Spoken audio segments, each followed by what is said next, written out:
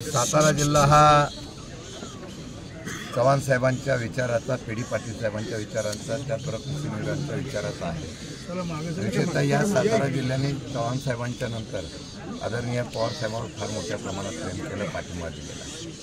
आज या सातारा जिल्ह्यामध्ये प्रवेश करत असताना राष्ट्रवादी काँग्रेस पक्ष शरद पवार गटाच्या अध्यक्ष म्हणून जबाबदारी घेतली। प्रथमतः या साताऱ्यामध्ये आल्यानंतर चव्हाण साहेबांच्या असलेल्या या स्मृतीस्थळाला नतमस्तक होऊन भविष्य काळामध्ये त्यांनी उभा केलेला महाराष्ट्र तेवढ्याच परत जोमाने त्यांच्या विचाराचा उभा करण्याची प्रेरणा घेण्यासाठी, आशीर्वाद घेण्यासाठी मी इथं आलेलो आहे। पक्षाच्या पडत्या काळात तुमच्यावर जबाबदारी दिली यापूर्वी कसं सामोरं जाणार? खरं म्हटलं तर आदरणीय जयंत पाटील साहेबांनी 6-7 वर्ष अध्यक्षपद पक्षाच्या संकटाच्या काळात, अडचणीच्या काळात जेव्हा पक्ष फुटला तेव्हा समर्थपणाने सांभाळला। येणाऱ्या काळामध्ये स्थानिक स्वराज्य संस्थेच्या निवडणुका आहेत। ही जबाबदारी माझ्यावर मिळालेली असताना पहिलं संघटना मजबूत करणं, पक्ष सामान्य लोकांच्या माध्यमातून उभा करण्याचा प्रयत्न करणं, महाराष्ट्रातल्या सर्वसामान्य जनतेचे प्रश्न काय हे जाणून घेणं।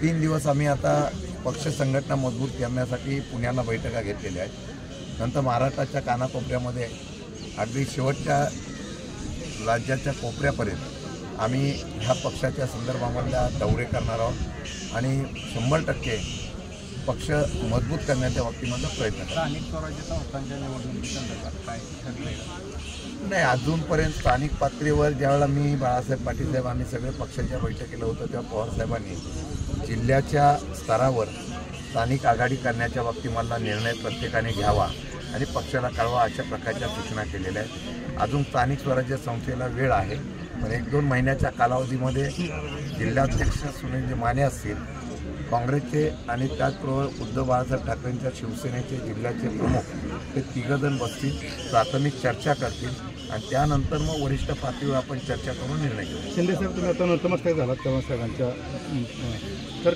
काय मागितलं तुम्ही, काय सांगितलं? महाराष्ट्र जातीवाद्यांच्या मुक्तातून आता मोकळा होऊन द्या। असं आहे की या ठिकाणी आपण जर बघितलं तर समाजाच्या विकासाचं काम करण्याच्याऐवजी आता या ठिकाणी वेगळ्या पद्धतीची भूमिका मांडली जाते। धर्मवाद आणि त्याचबरोबर विकासाच्या ऐवजी उद्योगपतींचा महाराष्ट्र आता ओळखायला लागतो का काय अशी परिस्थिती आहे। चव्हाण साहेबांचा महाराष्ट्र उभा करण्यासाठी आम्ही प्रयत्न करतो।